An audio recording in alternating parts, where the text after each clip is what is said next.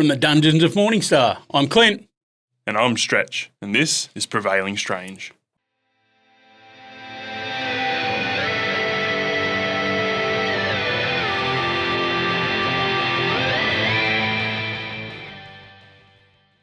Welcome back to this week's Week in Review segment of Prevailing Strange, where Clint and I get to share our thoughts on some of the content that we've checked out this week.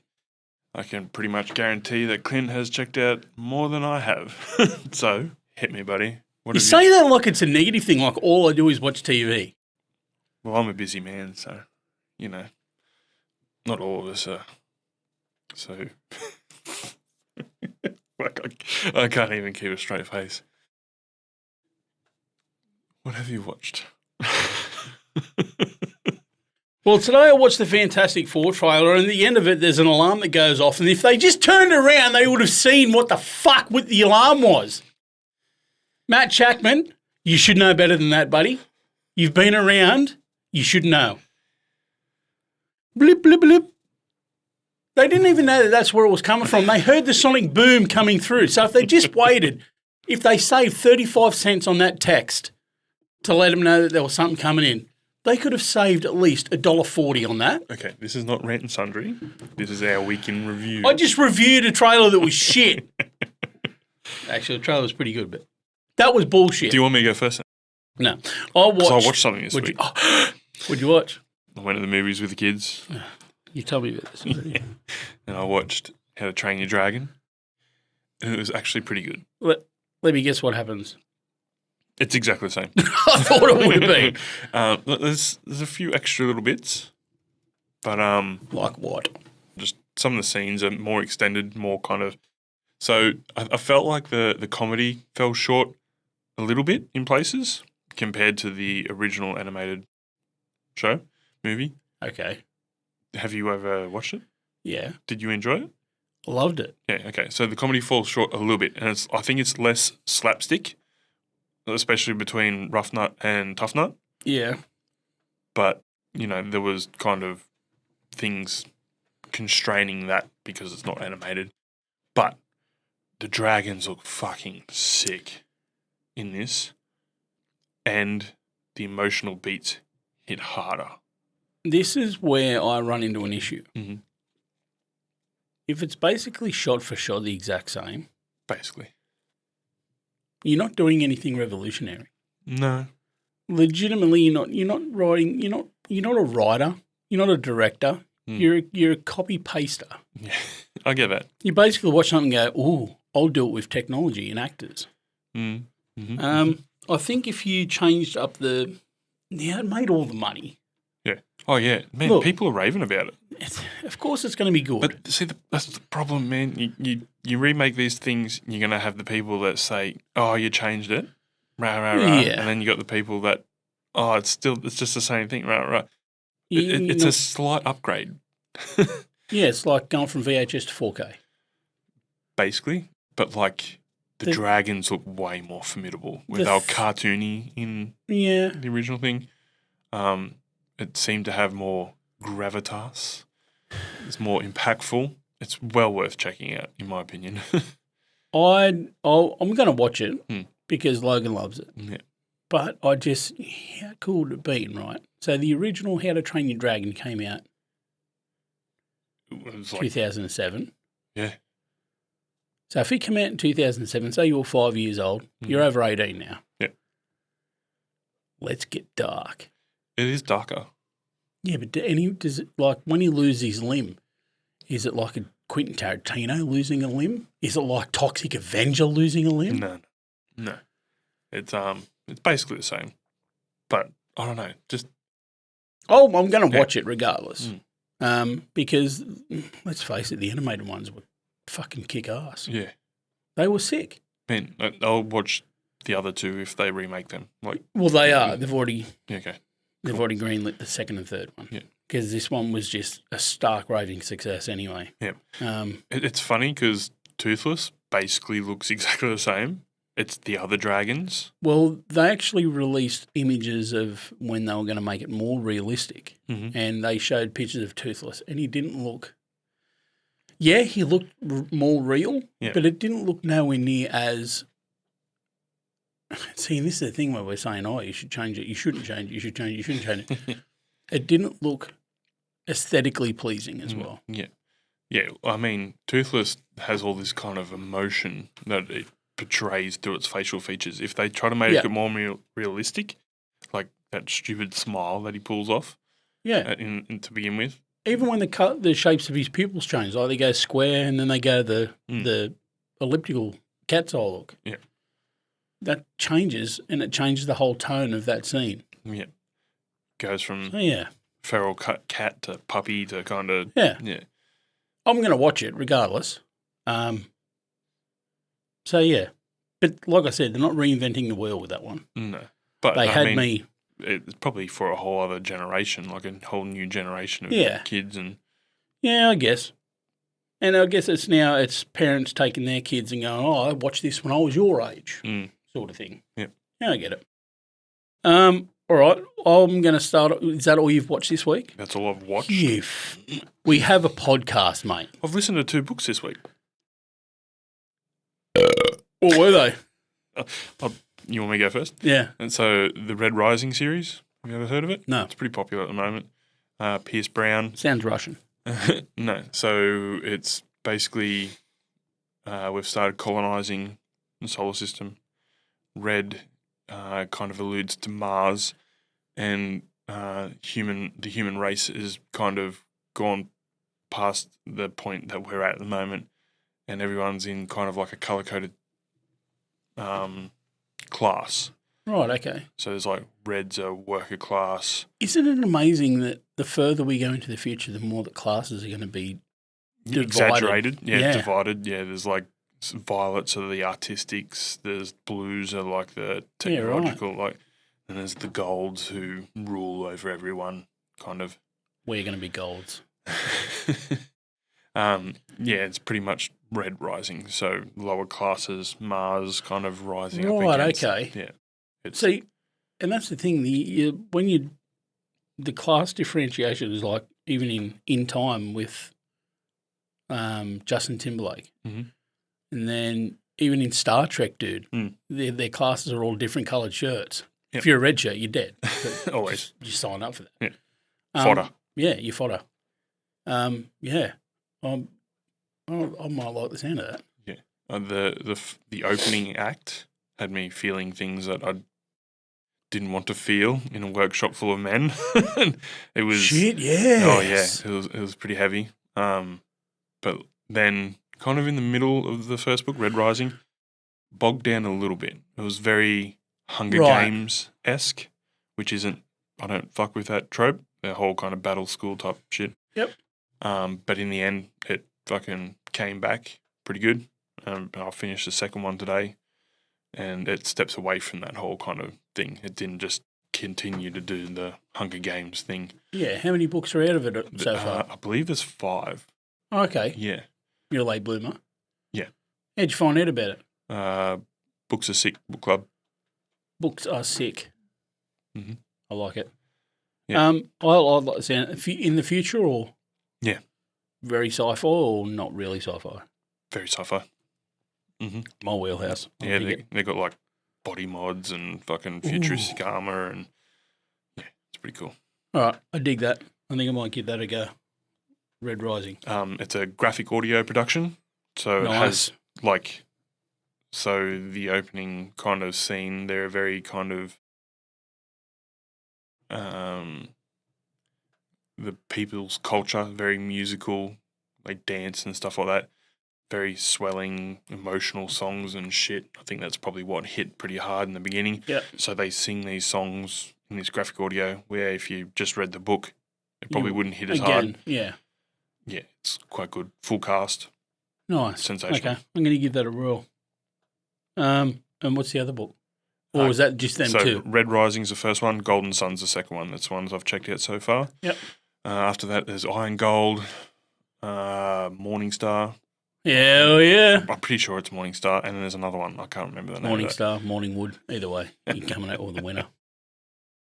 Yeah, dude, I'll give that a razz. Okay, so I've made Are you ready? I'm ready. I've watched some shit. Hit me. So we've seen 2 Peter Dinklage trailers today. Yep. I watched a movie with him in it this week. Yep. Called The Knights of Badassdom. Knights of Badassdom. It's old. Who else is in there? It's got Steve Zahn, and it's got the bloke out of True Blood that was on his Ryan Kwan. Mm-hmm. He was in Home and Away as well. Yep. In Australian the movie. Aussie fella. So, yeah. So it's that, but they're LARPers. So old mate's going through a breakup, and he's a fucking black metal. He's in a black metal band. Yeah. So him and his mates, Steve Zahn and Peter Dinklage, live in a they all live in a castle, and they're LARPers. Yep. And they're like, "We're going to a LARP, man." He's like, just broken up with his missus. He's like, "I don't want to go on the LARP." And they're like, "No, you're coming with the LARP." And they drug him and put him to sleep, and then chucked him in the van. Oh, God. They take him to this LARP, and then he starts getting into it, and it's got For people who don't know what LARP means. live action role play. Yep. So, and it's just, look, honestly, if you wanted just a brain check, just a great movie. Yep. That's funny as shit, and entertaining from start to finish, it's one for you.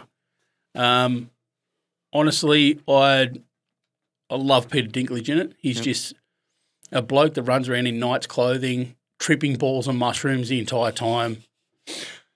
Oh, I think I've seen bits of it. If you haven't seen it, I'm going to kick you square in the dick. I haven't seen it. No. Because it hits every one of your beats. Yeah, okay. It's got music in it. Mhm. It's got Peter Dinklage in it. Yep. And it's LARPing. For the record, I don't LARP. That's We should. No, it's a bit too much for me. No way. No, we need to LARP one day. Yeah, I want to do some LARPing. But it's like a day in this LARP where they've got to go and do set tasks, and there's things that – but there's a book that he's bought, and he thinks it's just an artifact for the LARP. But it's actually a real artifact, and he conjures a demon, a real demon. Okay, yeah. And it's just hilarious. Right. So yeah, I give that a 4.5 out of 5 stars. It's that good. Yeah. It's just check your brain at the door, eat some popcorn, get a hand job. It's great. Is that a 4.5 stars on a comedy rating, or is that on a 4.5 stars against Interstellar? No. That's not. You're being subjective. We're going to have the Interstellar scale. Okay, this isn't on the Interstellar scale. Yeah. This is just on the comedy movie scale. Yeah. On the movie scale, not the Interstellar scale. Yeah. Okay. I will, if there's ever something comes up that gets on the Interstellar level, then I'll compare. Right. As for now, Knights of Badassdom, give it a watch. Right. Another movie that I finished this morning, which you told me that I need to watch, was Vampire Hunter D Bloodlust. Oh, yeah? If that's what anime was animated like, you'd sign me up in a day. It was good. I enjoyed it. I like the characters. I like that not everybody looked the same. I like that. Very stylistic. Very, dude. Mm-hmm. I loved how wide the characters were, and just it was visually appealing as well as the story, and it was great. That troop, dude. Old mate that can project, old love with a gun. Yeah, no, very cool cast of characters. I liked it, and I liked that there wasn't. I didn't have to watch 7 seasons of something to understand it. Yep, it was really good. I enjoyed it, so I give that 3 stars. It was fun. I enjoyed it. I probably will watch more of Vampire Hunter D. See, it's the only one I've ever watched because I've heard the other ones kind of aren't as good. Right, okay. Well, but that vibe in that movie, I enjoyed it. Sensational. I really did enjoy it. Another movie I watched this week, Mickey 17. Ooh, okay, yeah, I haven't watched it yet. The trailer looked funny. It's not funny. It looked like a comedy. It was fucking sad, dude. Oh, no. It was existential crises up in this bitch. Yeah? There was tears. Oh, man, they did not allude to that at all. I mean, like, okay, this whole that whole subject of cloning yourself, reprinting yourself type of thing, that does very much lend to that. Yeah. It was – some parts of that movie were freaking heart-wrenching, dude. Would you call it a dark comedy because it was dark but it's got comedy elements to it? There wasn't any comedy in it. I don't think I laughed once in it. Right, so they just cut the trailer to make it look funny. Horrendous. Oh, no. Dude, Robert Pattinson, again, fucking wow. Yep. He knocked it out of the park. Every single one of his roles you watch, completely different to the next. Yeah. He just gets better every time too. But he plays multiple versions of his own character in this movie. Each version is printed slightly different. Very Jamie Madrox. Yeah, very. So the two that survived, Mickey 17 and Mickey 18, they coexist for a time. Mm-hmm. But you can tell just by the look on his face which one's 17 and 18. Right. And he's got a love interest in it who knows what he does. He's called an expendable in the movie. And it was completely out of necessity that he did it. He was on Earth and him and his mate had a bad business plan, making macarons. So they went to a loan shark throwing the money. The shop went under. His partner, who is Glenn from The Walking Dead, put everything in Mickey's name. So they're like, fuck, what are we going to do? How are we going to do this? We've got to get off planet. So they get on a ship and he's like, oh, the only job they're fully going to accept because no one signs up for it is an expendable. Now, an expendable, you sign up and then you have no rights. Mm-hmm. Basically, they will use you for medical testing. If there's some sort of shielding that is going awry, they will test it on you. So there's a lot of time there just watching him die painfully, dude. And it's sad as shit. It's heartbreaking. Like, they're just like, it's closing down, it's closing down. He's like, get me out. And they're like, no, we're going to leave you there because we're going to learn some shit. So he's just getting tortured for 70% of this movie. It's just Robert Pattinson getting tortured in different ways. Okay, so what's the continuation of his consciousness? Does he remember the last death? If he survives longer than 24 hours, they back up his memory. So at the end of every working shift, they back up his memory. Right. But there's times there where there's one of them where he's like, everyone's cheering around him. They're like, oh, you're going to be the shortest living Mickey. Woo! He lives for 15 minutes. So, no, he's not going to remember that. Yeah. But he's experiencing all that pain, all that anguish, all that sadness for the 15 minutes. And you watch it with him. Yeah. Heartbreaking. Disgustingly heartbreaking. It's not funny. It's not a good time. I was stoned when I was watching it, so I got uber emotional.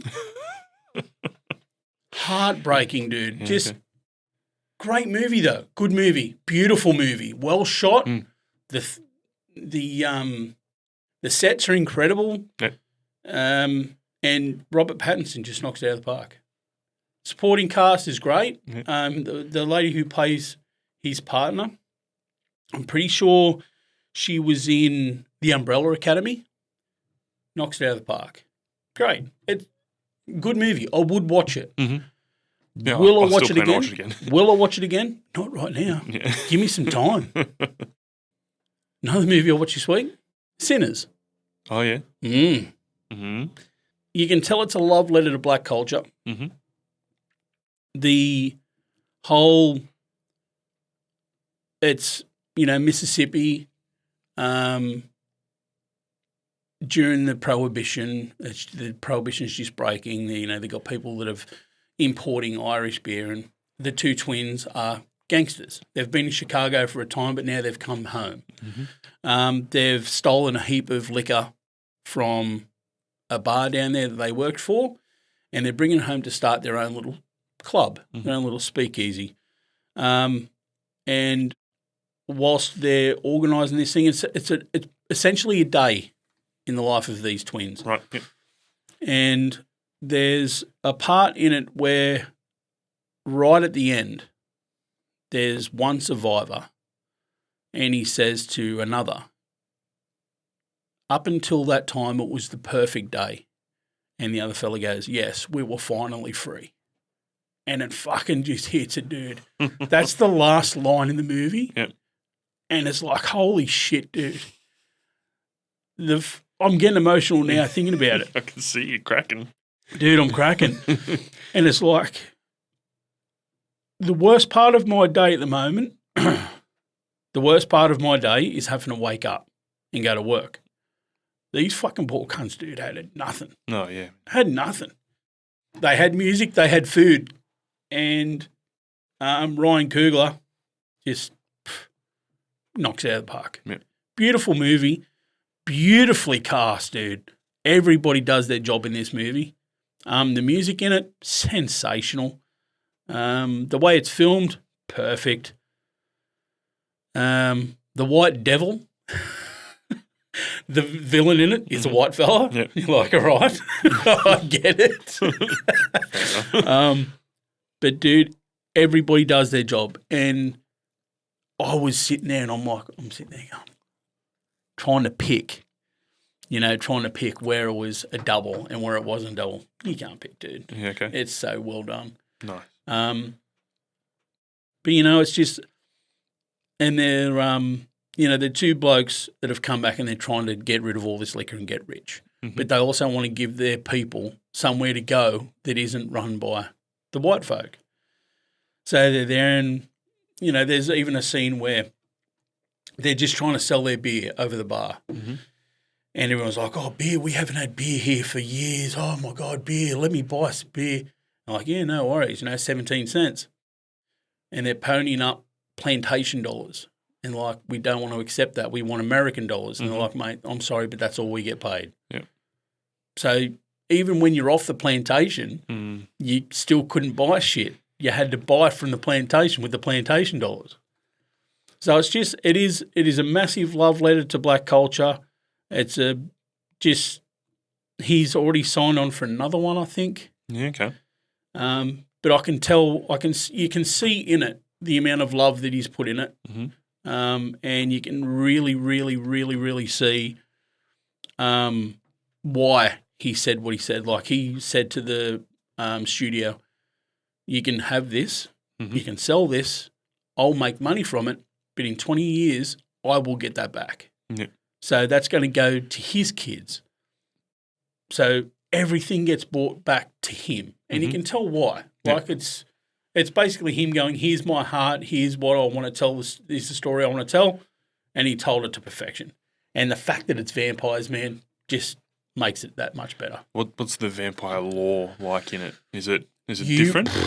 You don't hear much. At the start, there's a Native American tribe, and they're telling their story around a fire, and they're like, this happened, that happened. And then you meet a bunch of vampire hunters that are Native American, and they come to this house, and they're like, have you got someone here that goes under that looks like this? He's not who he pretends to be. Yeah. And they're like, oh, you need to get out of here. You get out of here. And they're like, okay, we tried to warn you. Mm-hmm. And they leave. That's the last you see the vampire hunters. Yeah, okay. And then the rest is just, yeah. See, I think that's excellent world building, like introducing little facets of like everybody knows that's watching, or most people know about vampire lore, that kind of stuff. Just to touch on little aspects of it. Yeah. Hint, and then let it go. Yeah, Obviously, they're part of a bigger world. Yeah. This is just this corner. Don't hang on to it. Don't sort of bang on about it all the time. And one of the things I like too is then you've got obviously the oblivious characters. Yeah. Because that drives me up the wall when, all of a sudden the characters just seem to know how to take care of a vampire and all that kind of stuff. It's good when they're oblivious, where it's actually happening to them for the first time. Yeah. I think that's cool. You see, so one of the main characters, he's the son of a preacher. Mm-hmm. And, you see a bit of that and he's like, rock and roll music's the devil, blah, blah, blah, blah. He's like, well, that's what I want to do with my life. I want I want to play blues. I want to play rock and roll. Mm-hmm. So he's got this guitar, and this guitar, he tells his cousins, which are the twins, telling this story that guitar belonged to a world-famous guitarist, and he owed us money, and we gave it to you. They're a very feared pair of gangsters. Mm-hmm. And, that's the story, and it's like blah, blah, blah, blah, blah, and there's a story to why he's got the guitar. But the thing that gets even better is there's another story about the guitar later on that you find out about. And it's, at the start, it's a flash forward to the next day. So it's one of the lead characters walking in, and he's got this guitar neck that's been snapped, and it's got a point on it covered in blood. So he's been using that to stake vampires because he's covered in blood. He's got massive marks on his face. And then his dad's like, put down the guitar, son. Put down, because he walks into the church and he's like, put down the guitar. We'll absolve you of all your sins. And you just see him grip that guitar just that little bit tighter.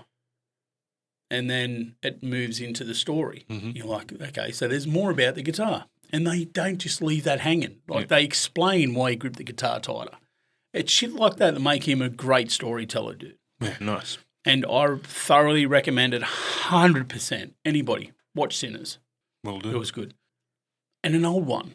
A movie that's as old as me. One of James Cameron's OGs, The Abyss. Oh, yeah. I haven't seen that for a minute. Dude. Is it still good? Still good, man. Yeah, no. Still great. Still well acted. Still beautifully shot. The special effects, dude, still hold up. Yeah, right. And it's in 1983, I think. Yeah. Still holds up. Still beautiful, still incredible. The aliens in it are still one of my favourite iterations of an alien. Mm-hmm. The spaceships, beautiful, gorgeous, and the scale, and it just hits all the right notes. The thing that I can't believe in it, though, that wasn't a fart, by the way. The thing that I can't believe in it, though, Ed Harris is 32 years old in that movie. Yeah, right. He looks 50. That's pretty funny. Oh, yeah. But, yeah, I think that's all I've got for you in this week in review, my dear friend. Okay. That's it for our week in review. Thanks for joining us, guys. Like, comment, subscribe, do all the things, ask questions, tell us what you want to hear, and we'll see you next time. Love, peace, chicken grease. Bye.